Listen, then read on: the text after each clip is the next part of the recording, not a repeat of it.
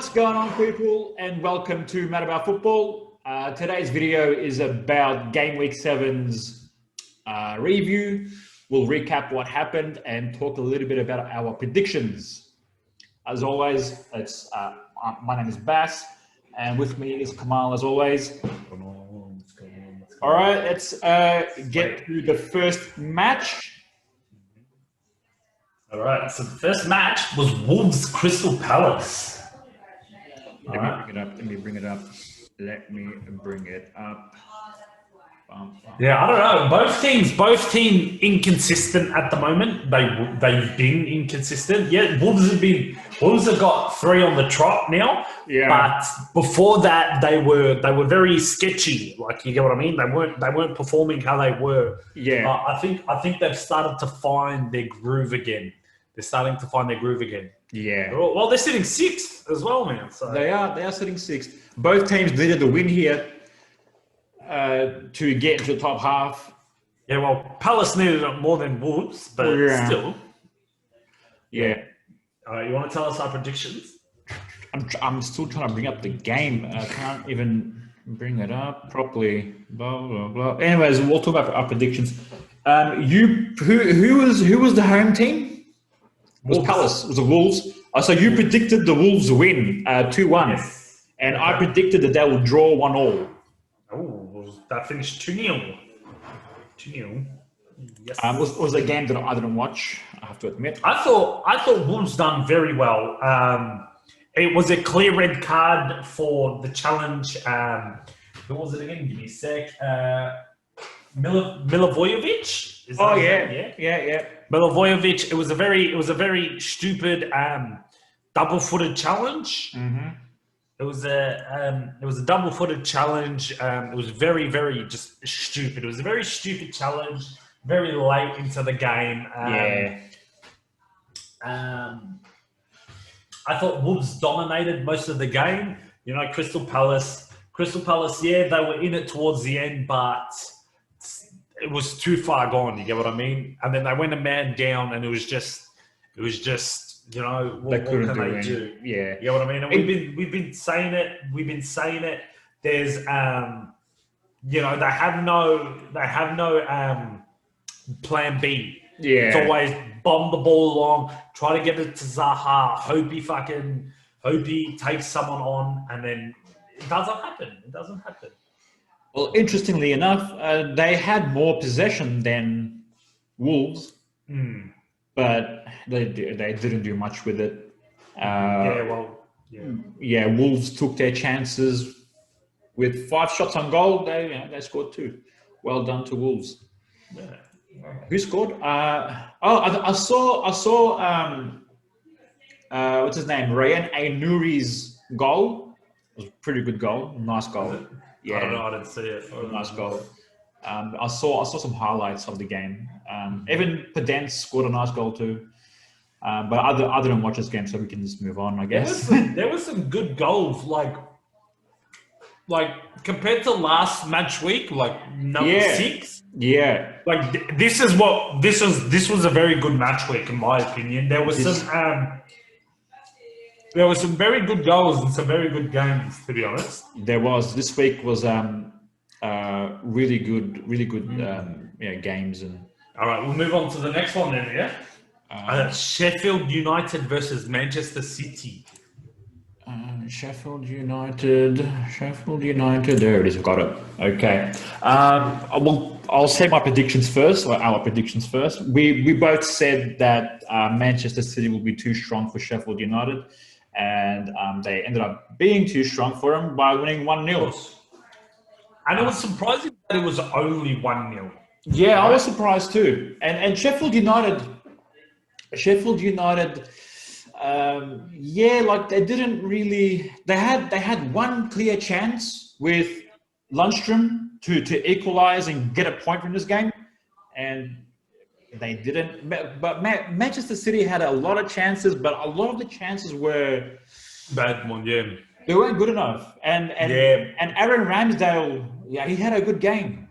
He was good. I watched this game, and I thought City were just pressure from the start. It was just pressure.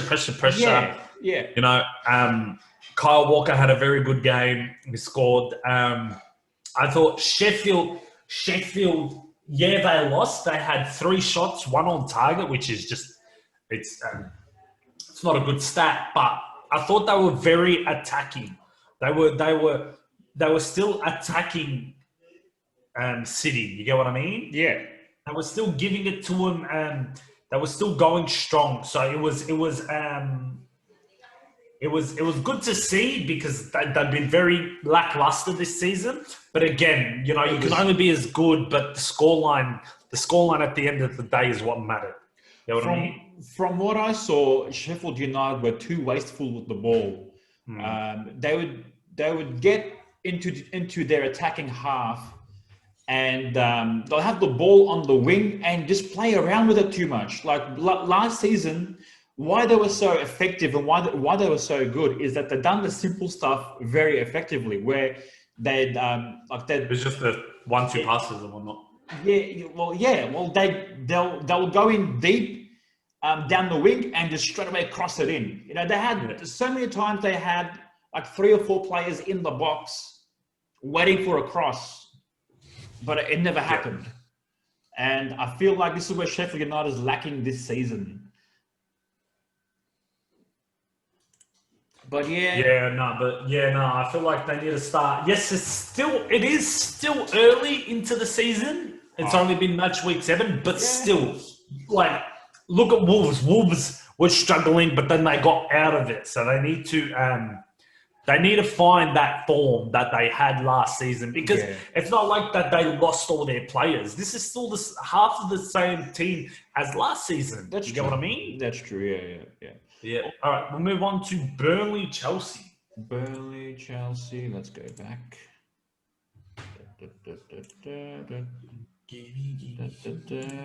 Okay.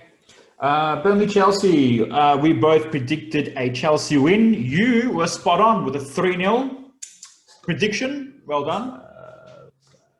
Better than last week, man, already. Yeah. And I said 2-1 because I didn't trust Chelsea's defense. But dude, Mendy looks the business. I mean, it's only Burnley. But see, this guy, Burnley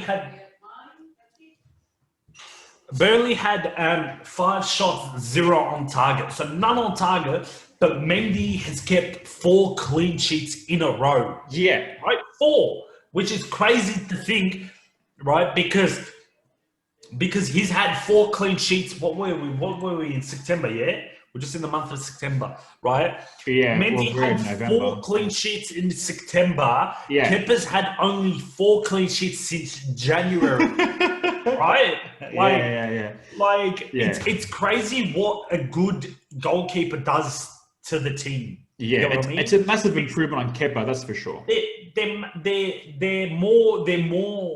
They're more trusting in going back. Yeah. You know what I mean? They don't have that fear that, oh crap, you know, that Kepa could like mess it up and then we could go down. Yeah. I think Ziyech, when he's fully fit, I think Ziyech is going to be he's going to be trouble. I think he's going to be very good. I think he's going to be very good for them.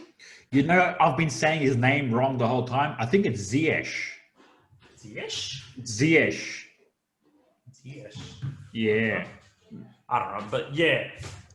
He looks good. I mean, I don't know if he's fully fit, but he's not fully fit. This is only his 3rd game back, his first start.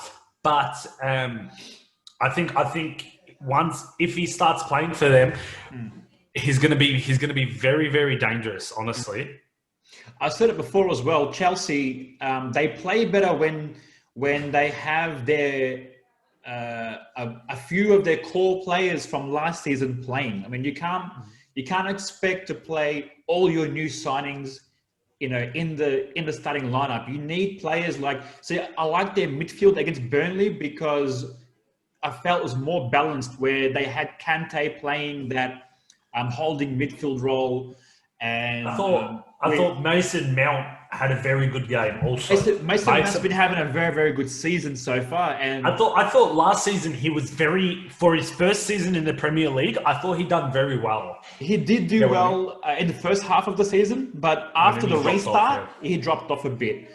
But it's good to see now Lampard relying back on his core players like Tammy Abraham, like Mason Mount, and they've been doing very well. I think he's found his spot for Werner. On the left. I think on the left. On the left. He still has to find his spot for Kai, but I like starting.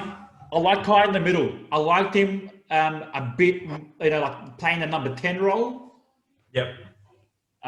Just behind the striker, just behind Tammy Abraham, he played very well. Where you had Kante as the holding, and Mason Mount as the hard-working box-to-box. That midfield looked balanced. That midfield looks very solid. I think 4-3-3 is a very good formation, like a formation for them. You get what I mean? Yeah. I think 4-3-3 is a very good formation for them. Yeah. I think it's very good. It's only Burnley. I mean, this hasn't been. Just because it's Burnley, it's more about how the team is playing. You get what I mean? Well, Burnley right now are sitting rock bottom. Yeah. Of the table, and they haven't scored a goal in, I don't know. I'm not even sure if they even have scored a goal yet, or have they? I'm not too sure. They might. Let's see the Premier League tables. Yeah, they've scored 9. They've scored 9. No, wait. 9 goals. No, wait. They've scored 3. Sorry. 3. They're on -9. So is Sheffield. So is Sheffield. Sheffield's only scored 3 also. That's true, yeah. Sheffield's only scored 3 also. Yeah. You know what I mean? Yeah, well, both Burnley and Sheffield United are struggling. Mm-hmm. All right, you want to move on to your boys next? Let's move on to my boys. So Liverpool, West Ham at Anfield. Unbeaten again. Unbeaten again. What is that? It's like 50? 38? I have no idea. I don't know. I can't remember. I think like 64 games. I have no idea. Let me go back. Bring up this game. Mm-hmm. What was our predictions? Yeah. You predicted a 3-2 Liverpool win. I predicted a 4-3 Liverpool win. Well, Liverpool did win. They won 2-1. They went down early. We've been making that a habit recently. How we go down early and come back into the game. I like that defender that you started, Nathaniel Phillips. Nathaniel Phillips he played very well. I thought he done very well for you guys. You know, lining up against with Gomez. Joe Gomez, yeah. I thought he done very well. Curtis Jones started. Yep. Curtis Jones started. Still no. Thiago's injured. Yeah, but I thought even though they you went down early, it wasn't it was a team that going to be attacking. You had most of the possession anyway. Yeah. But But we went down. I was going to say we went down early, but when that goal went in, you didn't drop your heads. We just bullied. We didn't let the ball go. We kept the ball throughout all of the second half. It's like we're playing keepings off West Ham. Yeah. Do you think, I've been seeing reports and I've seen the video.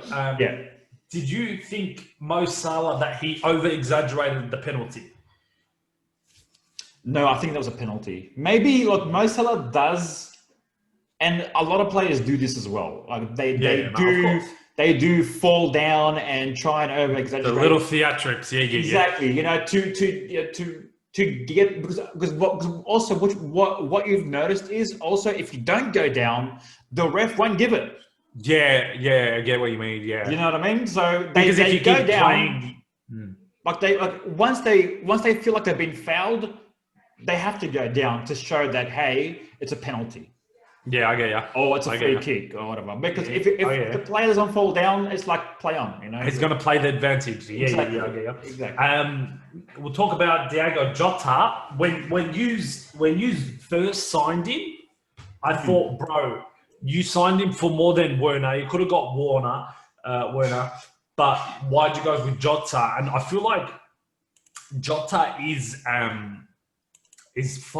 making a statement why he should start over Firmino, right? Yeah, I think Jota's he's becoming that super sub bench role Yeah. where he'll come off the bench and score. He scored a hat trick for you guys in the Champions League this He morning. did against Atalanta. He done very well. He done very well, replacing Firmino as the, I guess, number 9. Yeah. Striker. Well, now he had more goals than Firmino in less games. Yeah, in less minutes. Yeah, so Firmino's got 11 games, 6 goals. Jota's got 10 games, 7 goals. You get what I mean? Oh, he's certainly raised up the case where he maybe should be starting. Well, which is good because like Firmino hasn't been performing. He honestly hasn't been performing. He hasn't. But at the same time, we don't need him to be the goal scorer. But it's not even the goal scorer, even assist-wise. You get what I mean? Yeah. Even assist-wise, he hasn't been performing in that case. That's true. Like, it's all good if he doesn't score, but like if he assists, cool. You don't need to score, but he hasn't been assisting either. He hasn't. He hasn't been even creating any chances. Where last season and previous seasons before that, he was like that menace who would chase down every ball. Man mark defenders, put pressure on defenders and put pressure on the goalkeeper, take the ball off them. He was that sort of striker. He was that deep lying forward that would do the hard work, and then create chances on top of that. This season, I haven't seen any of that. It's been Mane who's been doing most of that sort of putting pressure on defense work. Yeah. And I feel like Firmino has lost a bit of pace. He's lost a bit of a bit of enthusiasm. Yeah. And maybe that's because he's won everything. You get what I mean? Maybe. They won all the titles. Like they don't have to have that hunger. Like, oh yeah, we're the underdogs. We've got something to prove. City sold the title off us by 1 point. Like they dominated the league last season. They don't have anything else to prove. You get what I mean? Yeah, but I see the hunger in Jota.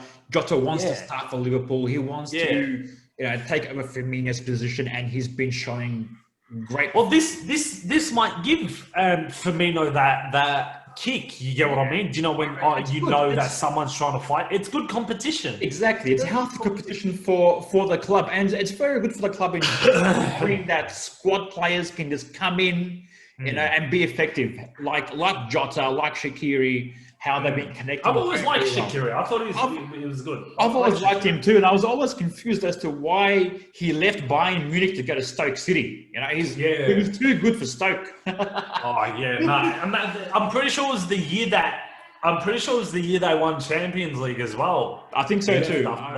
2015 or 14, I think it was. Yeah. So I liked it how in the second half we just dominated possession, and not only dominated possession. Around the 65th minute, when Jota came on and Shaqiri came on, like the whole formation and tactic of Liverpool completely changed. Where we played more of a 3 at the back with Henderson being like that's in between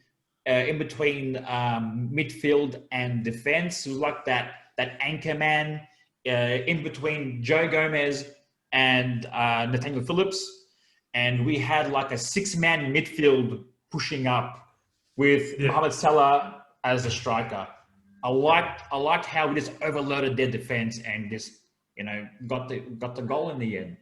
Yeah, no, it was good. All right, you want to move on to the next one? Which was a very good game also, Aston Villa, Southampton. This was a very, very good game. I watched this one. I was surprised with this one. I was surprised too. I actually thought Aston Villa was going to win this one because Southampton's been one of those inconsistent teams. But now, for the last 3 games now, they've been doing very, very well. So Southampton have been, that they beat Everton, I think it was last game. Yes, it was Everton, and now they beat Aston Villa. Which 2 teams who've been in good form recently. Yeah, Aston Villa very good. I think what I said. I think it was last week.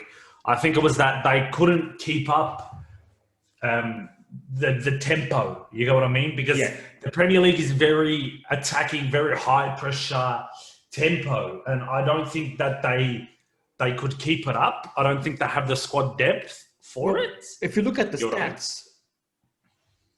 Aston Villa had 10 shots on goal. Yeah. And Southampton only had 4 shots on goal, and they got all 4 in. Well. So Vestergaard, I didn't see the first goal. Vestergaard. It was James Ward-Prowse free kick, and Vestergaard headed it in. Well, James Ward-Prowse, let me tell you, mate. Both goals came from free kicks. People were saying, Vestergaard, but no one realizes that James Ward-Prowse has been doing this for like seasons. Yeah, you know what I mean? Very underrated player. Very underrated. He did it to us at Old Trafford as well. He smashed one in, right? Yeah. So like the goals were very good. They were like top right corner. Yeah, it was top right corner. And they were both very good goals. Danny Ings scored a very nice goal as well. Danny Ings did score a very nice goal from outside of the box, curled it in. Top corner.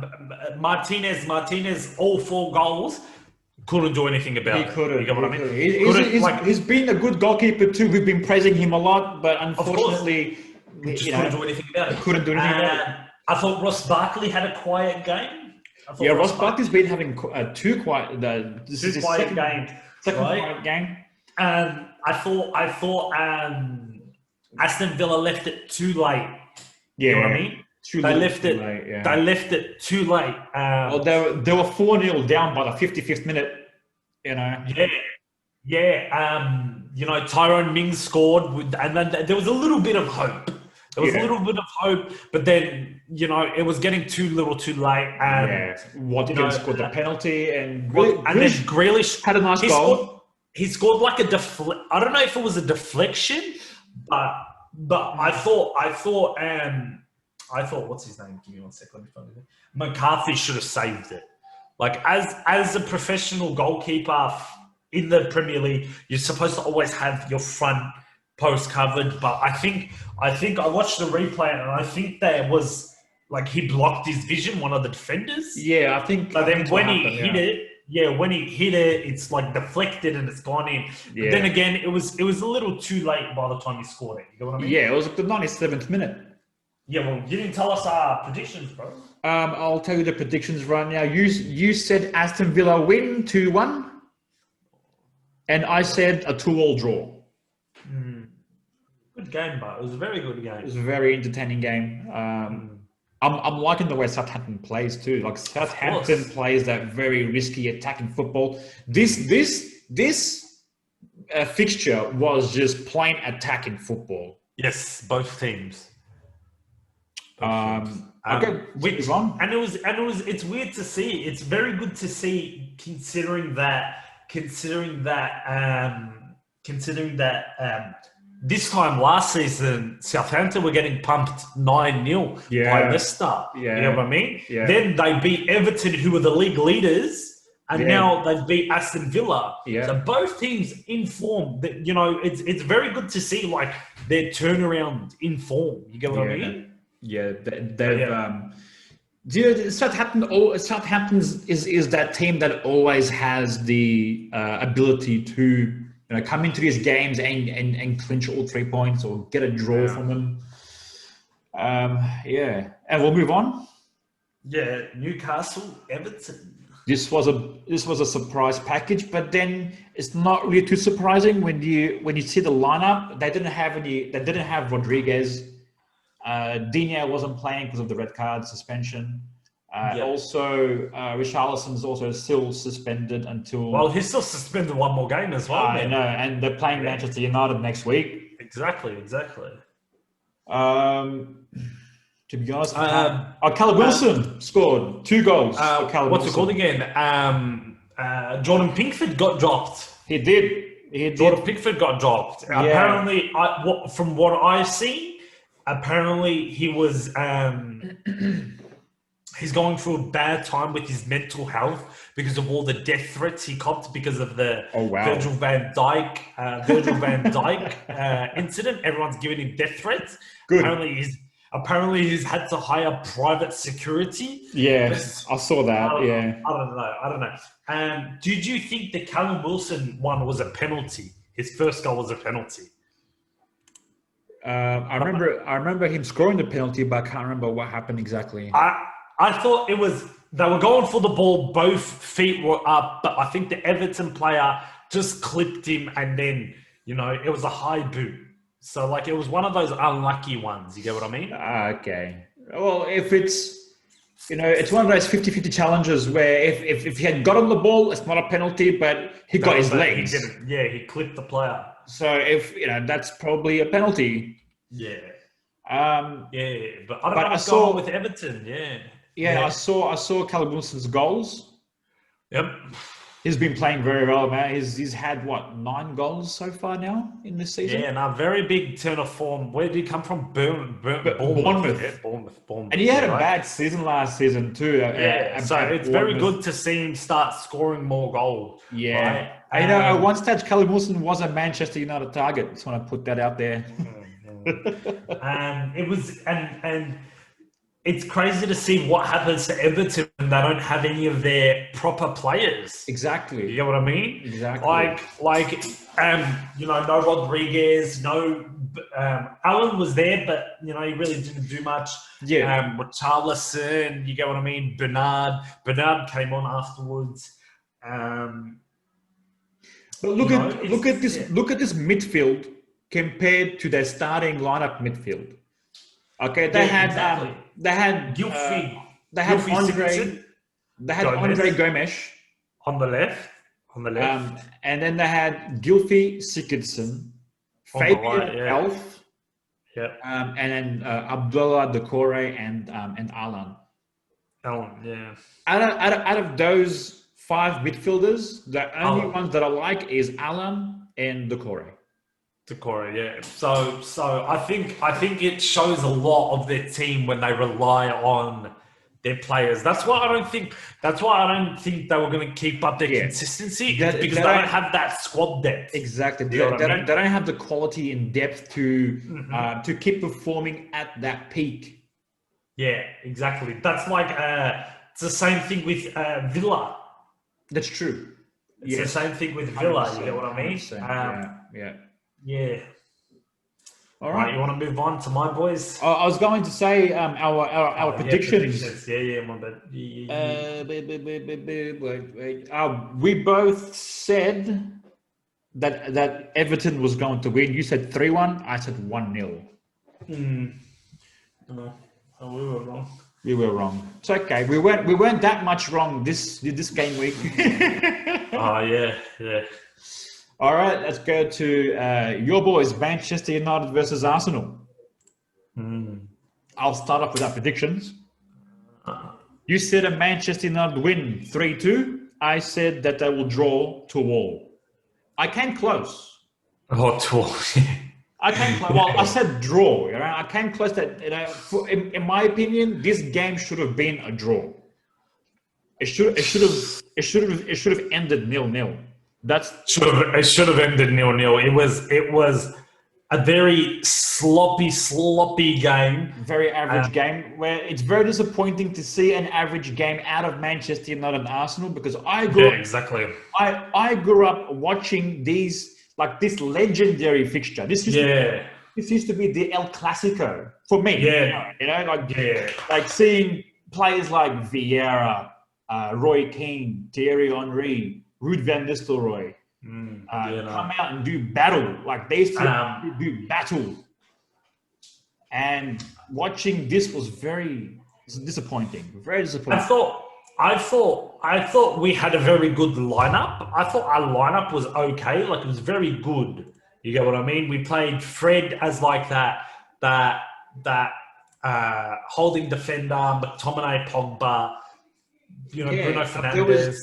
The way I saw it was that Ole played too defensive with two holding midfielders with Scott McTominay and Fred next to him. Fred had a shocker of a game too. Yeah, because Fred had a really good game against RB Leipzig, whatever the fuck. Leipzig, yeah, Leipzig, yeah. Right.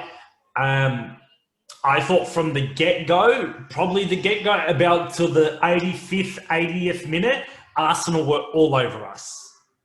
Yeah, it was until Aubameyang scored that goal, and it was pretty ironic too. Like a 14-year drought at Old Trafford, and number 14 scores the goal.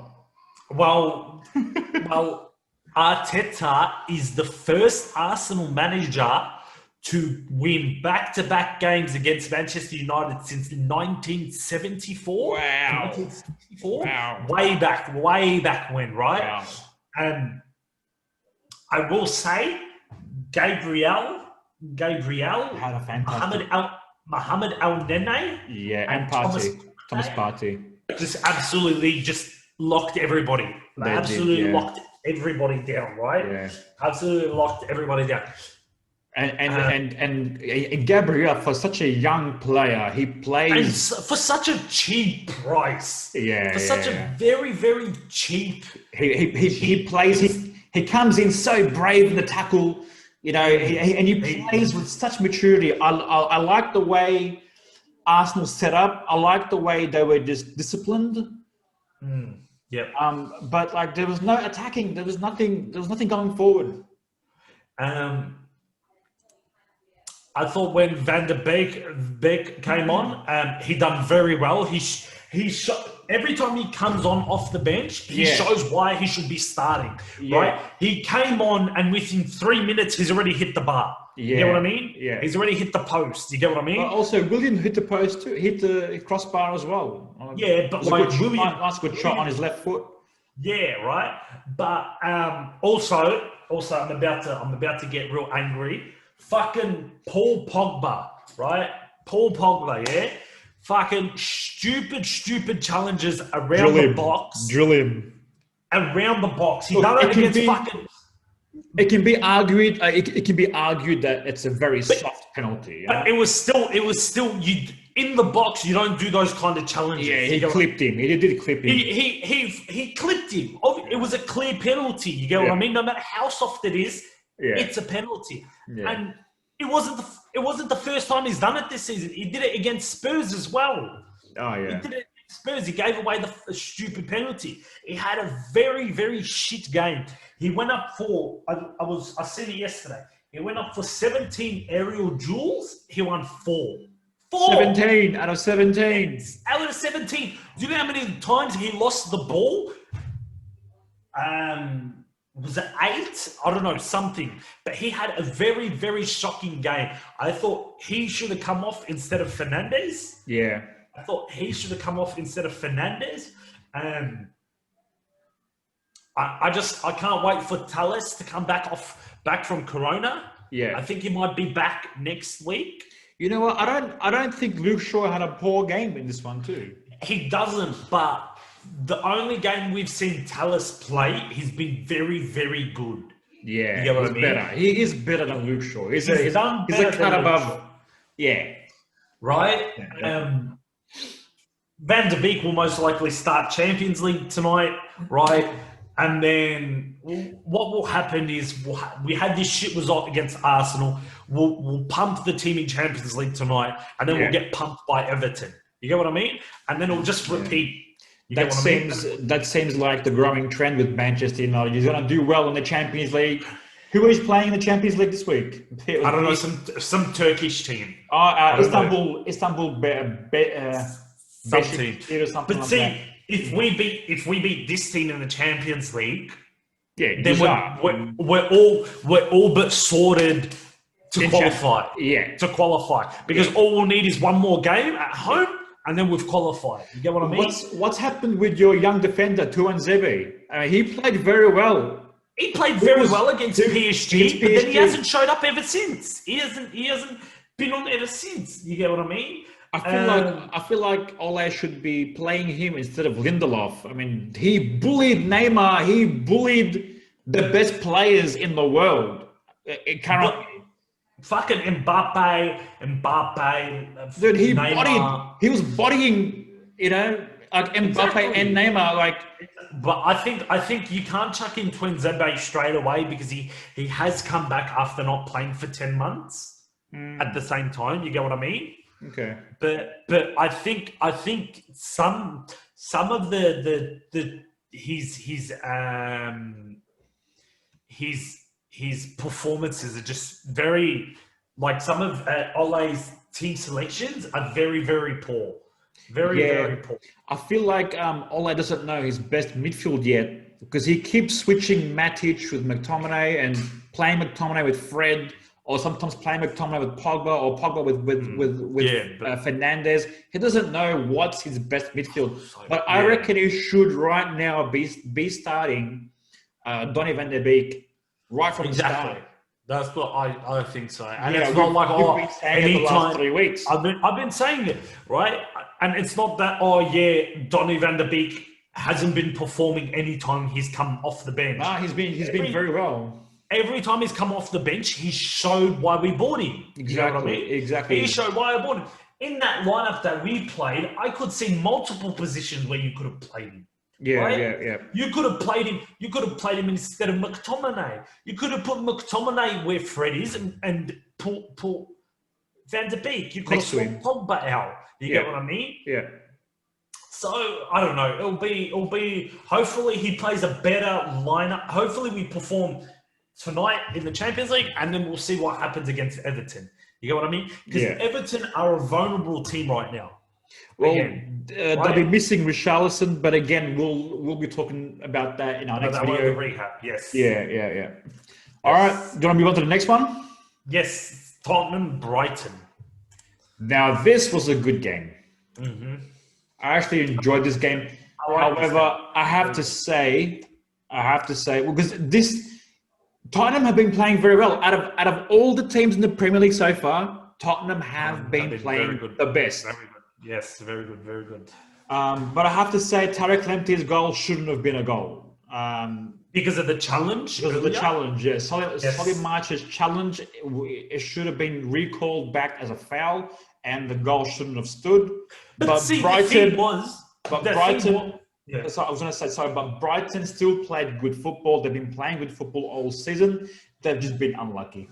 Well, if you look at the stats, Spurs had 9 shots, 3 on target. Yeah.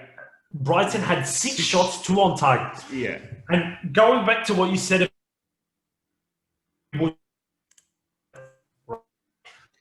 went to VAR. It went to VAR. Yeah, I saw that. Yeah. And then he even looked at the screen. Right? You look at the challenge. The ball he didn't get the ball. He didn't get the ball at all. I know. He cleaned the player straight up. Yeah, I saw that. Right? I know. Right? I think he made up for the fact that Harry Kane's challenge, I don't think it should have been a penalty. No, it was. It was? Lallana. Okay. It was very questionable because of Harry Kane's positioning, but Harry Kane was standing on the line when the challenge happened. Lallana pretty much crashed into his back. Yeah. You know what I mean? When Lallana should have faced him forward on, like run in front of him instead of trying to challenge him from behind. It was a stupid challenge on Lallana's behalf, and I think it was a penalty. But Gareth Bale scored. Came on with the 70th. It's a good goal for Gareth Bale. It's a nice header. Good goal for him now going forward. It was a very good assist from Regulian as well. I can't even say his name. Reguilon? Yeah. Whatever his name is. Reguilon's been very well. Very playing very well. Playing very well. United should have signed him, but again, he can play. He can keep playing very well. all that means is he'll be going to Real Madrid next season. Back to Real Madrid. I found out that in the contract that he's going to stay at Spurs for the minimum of 2 seasons before he can get called back. Oh, really? Okay. Yeah, so he's going to be staying on for a minimum of 2 seasons before he can be bought back by Real Madrid. And Real Madrid's going to pay double the money for what they... Yeah, they bought him for 20 mil. He can be bought for 30 to 40. 40 million, exactly. So I think it's a good deal. Mourinho's done a good deal for this one, I think. I'm going to say our predictions for this one. Yep. Just give me a second. Let me bring up the game in general. I'll give you a man, yeah? Well, I've got ABBA stuck in my head. You know what I mean? It was game number 8. Game number 8. We both said Tottenham will win. I got the prediction spot on with 2-1. Nice. And you said 3-1. So this game week, we both got a spot on. Which is good. Prediction. Yeah, it is good. It is good. You want to move on to the next one? Yes. Fulham versus West Brom. This was the relegation battle. Fulham ended up winning 2-0. Good result for Fulham. Both of these teams needed some sort of a result, and it was actually a good result for Fulham. Their first win this season so far. We both predicted a draw, 2-2. Yep. Yeah. This game, it was about time Fulham started showing up. Yes, West Brom haven't. Yeah. West Brom haven't, but Fulham had been struggling also. Yeah, that's true. You get what I mean? That's true. You saw small glimpses of West Brom where they drew against Chelsea and they drew against some other team as well, which I think was Sheffield United. Yeah. I remember. But Fulham haven't gotten any points recently. They've been very, very poor, and this was a very good win for them. And they dominated too with 6 shots on goal, where West Brom only had 1. So they were more clinical going forward, and they were more effective with the ball. Yes. Very, very nice goal from Aina. Very nice. Yes, I liked it. It was a very nice goal. I thought so. And that's all I have to say about the game, really. Yeah, no, it was a very again, even though Fulham won, it was a very lackluster game. You know what I mean? Yeah, it was one of those games. You know, you always have 1 or 2 in the game. The week. But no, it was good. I thought it was a very good game. You know. Yeah, but it was about time Fulham was showing some sort of creativity going forward, I guess. Yeah, exactly. But again, it gets West Brom and still not good enough for me. Anyways, I still have Fulham as one of the favourites to go down. Yep, me too. Yeah. Okay. You wanna go to the next game? Yep, let's do it. Okay. Moving on. This was a big game. Leeds versus Leicester. Well, you got half a point for saying that Leicester will win 2-1. And I didn't get any points for this one because I said Leeds was going to win 3-1 and I was wrong. Leicester ended up winning this one 4-1. Yeah, which was really surprising with how Leeds have been playing. You get what I mean? Yeah. I think maybe they just had an off day. I thought all of Leicester's goals were very good team goals. Yeah, it was more counter-attacking goals. Right from the first goal, where who scored it was Barnes. Harry Barnes. I remember Leeds had an opportunity to score, and they didn't do anything with it. They pretty much gave it away, and then Leicester hit them on the counter straight away within the 3rd minute. I think it was Vardy. It was Vardy that hit them on the counter and passed it back to Barnes, and Barnes scored it. Yes. Tielemans had a good game, which is surprising. He had a very good game. No, he's been having some really good. He had a good game against Arsenal last week as well. Yeah. Oh, Tielemans and Mendy for Leicester last week, they bullied Partey. I thought Tielemans' first goal was a very good reaction goal. It was Like nice. like the keeper could all he could do, but he fumbled it in front of him, and then Tielemans with just his pace, he just hit it in. I think Vardy, I feel like is one of the best strikers at the moment in the Premier League. I think he's second to only Harry Kane.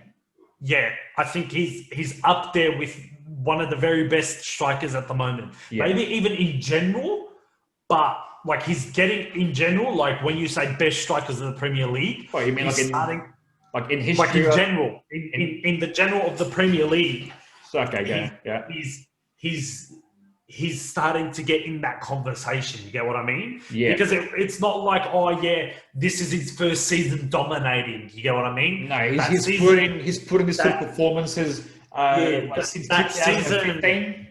Yeah, that season where they won the title. Yeah, and he broke Mr. Roy's record of scoring in 11 games in a row, right?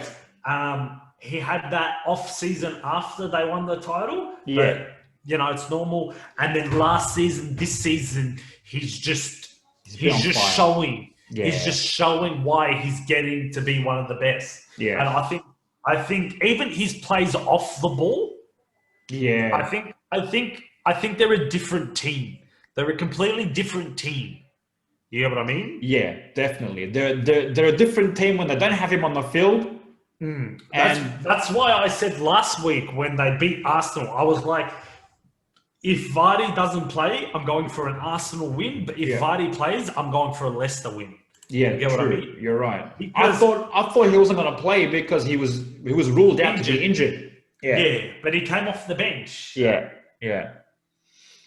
But I felt first half Leicester dominated, and then as soon as the second half kicked off, Leeds were trying to come back into it. They dominated possession where they just kept the ball for 20 minutes. Yeah. And then Leicester again hit them on the break again with Vardy scoring in the 76th minute. Yep. And then towards the end, I think Leeds again they get a bit tired and whatever. Yeah, I think they don't have that pace the stamina to keep up the pace of their game. And then towards the end, it showed with Click giving away a penalty. He couldn't keep up, and Tielemans just slotting home the penalty. Exactly. But Leeds had some really good chances. Bamford should have scored his header in the first half. Exactly. Yep, he should have. Pablo Hernandez should have scored where he hit the post. I think he hit the post. If those goals went in, it could have been a different. It would have been a different. But at the end of the day, it's not about what you could have scored. It's Leicester. Leicester took their chances and they punished them. You get what I mean? That's true. They were more clinical, and the way they scored too was like they hit them on the counter, and it was very Leicester. Yeah, right. It was very. Forgot his name. What's their manager's name? Brendan Rodgers. Brendan Rodgers. He was a former Liverpool too. It was very Roger-esque performance. That's the style of how Rodgers likes to perform, and his tactics were spot on.